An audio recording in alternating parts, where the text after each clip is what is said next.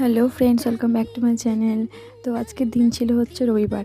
আর রবিবার মানেই মাংস, সব বাড়িতেই হয়, এটা বাঙালিদের একদম নিয়ম ধরা।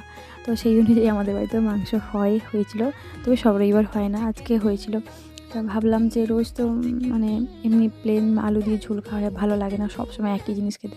তাই যেহেতু শীতকালে পালং শাকটা খুব ভালোই পাওয়া যায়, তো একদম ফ্রেশ পালং শাক ছিল। পালং শাকটা দিয়ে বললাম যে আজকে একটু পালং শাক দিয়ে মাংস করি। আমার একটা ভাসুরপো আছে, সে হচ্ছে বাইরে কাজ করে, সে একদিন আমাকে এরকম পালং শাক বেটে মানে চিকেন করেছিল, হেভি লাগছিলো, এত ভালো লাগছিলো মানে এখনও ভুলতে পারিনি।